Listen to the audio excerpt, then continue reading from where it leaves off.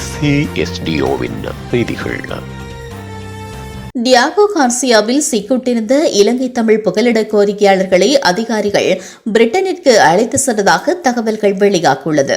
அதன்படி பிரிட்டனின் வெளிவிவகார அமைச்சின் நிதியுதவியுடன் அவர்கள் 6 மாதங்களுக்கு பிரிட்டனில் தங்கியிருப்பதற்கு அனுமதிக்கப்படுவார்கள் என்று பார்வையிட்ட ஆவணங்கள் மூலம் தெரிய வந்துள்ளதாக சர்வதேச தகவல்கள் கூறுகின்றன. பிரிட்டனிற்கான அவர்களின் பயணத்துடன் அவர்களது தலைவிதியை தீர்மானிப்பதற்காக கடல் கடந்து இடம்பெற்ற சட்ட போராட்டங்கள் முடிவிற்கு வந்துள்ள நிலையில் அவர்களின் எதிர்காலம் குறித்து நிச்சயமற்ற தன்மை நிலவுவதாகவும் குறிப்பிடப்பட்டுள்ளது.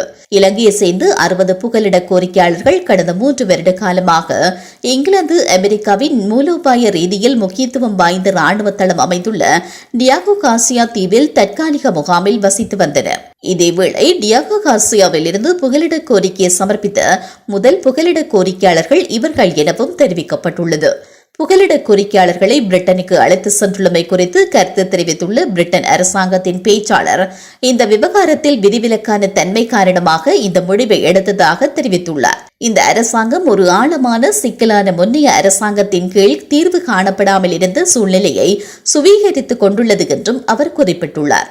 டியாகோ கார்சியா தீவில் காணப்பட்ட மனிதாபிமான நெருக்கடிக்கு தீர்வை காண்பதற்கு இது ஒரு அர்த்தபூர்வமான தீர்வு என்று புகலிட கோரிக்கையாளர்கள் சிலரை பிரதிநிதித்துவம் செய்த லெய்டே என்ற பிரிட்டனின் சட்ட நிறுவனத்தின் டிசை கிரேகரி தெரிவித்துள்ளார். 14 சிறுவர்களை உள்ளடக்கி இந்த பாதிக்கப்படக்கூடிய நிலையில் உள்ள குழுவினர் 38 மாதங்களாக மிக மோசமான நிலையில் சிக்குண்டிருந்தனர் என்று தெரிவித்துள்ள அவர், எங்கள் கட்சிக்காரர்கள் தற்போது பாதுகாப்பான புகலிட கோரிக்கையை முன்வைக்க முடியும், நாங்கள் வாழ்க்கையை மீள கட்டியெழுப்ப முடியும் என்று எதிர்பார்க்கிறோம் என்றும் அவர் தெரிவித்துள்ளார்.